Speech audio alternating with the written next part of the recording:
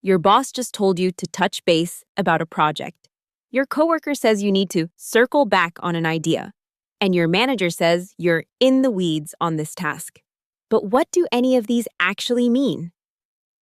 If you've been confused by workplace idioms, you're not alone. Today, we're decoding 7 expressions your boss uses constantly and what they really mean. Hi, I'm your English guide at Daily English Edge. If you work in an English-speaking environment or plan to soon, this lesson is for you. These 7 idioms are used in offices every single day, and understanding them will make you sound professional and help you actually understand what your boss is saying. Let's dive in. Let's start with touch base. Your boss says, "I want to touch base with you about the quarterly report." This doesn't mean physically touching anything. Touch base means to make contact or have a quick conversation to catch up or check in. So when your boss wants to touch base, they want to have a brief meeting or call to update each other on something.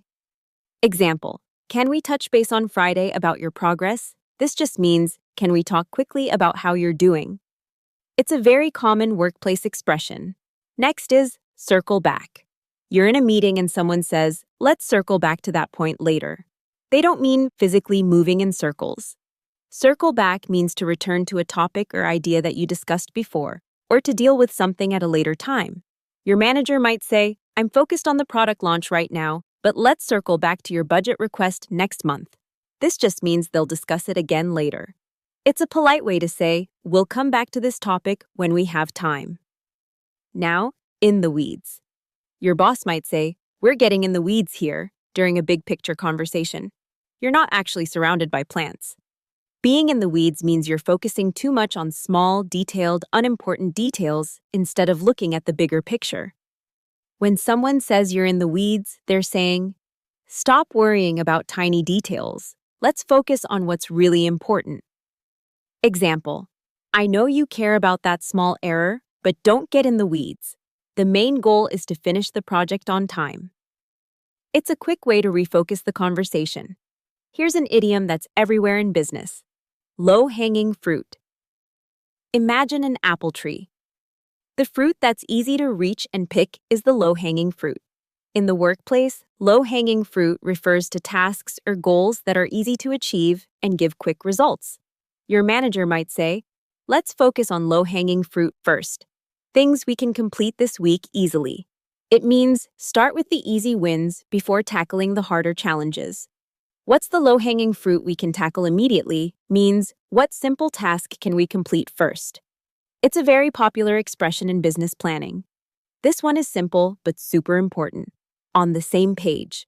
Your boss says, I want to make sure we're on the same page about this project. They don't mean a literal page in a book. Being on the same page means you and someone else have the same understanding of something. You agree, you understand the same goals, and you're in sync.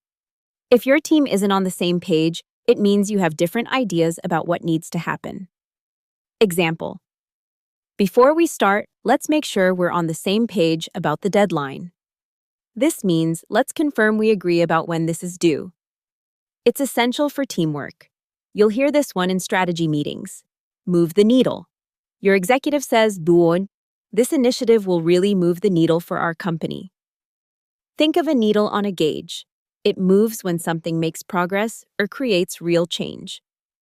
Moving the needle means creating meaningful progress or making a significant impact. It's about results that matter. When something doesn't move the needle, it means it doesn't create real change or improvement. Example, we need ideas that will move the needle on customer satisfaction. This means you need ideas that will make a real, measurable difference. If you want to impress your boss, use this phrase when you have a solution that creates real impact. There you have it, 7 workplace idioms that will help you understand what your boss really means. These expressions are used in English-speaking offices everywhere, and now that you know them, you'll feel more confident in meetings and conversations. The best way to learn is to practice. Try using one of these idioms in a sentence today. And don't forget to subscribe to Daily English Edge for a new English lesson every single day.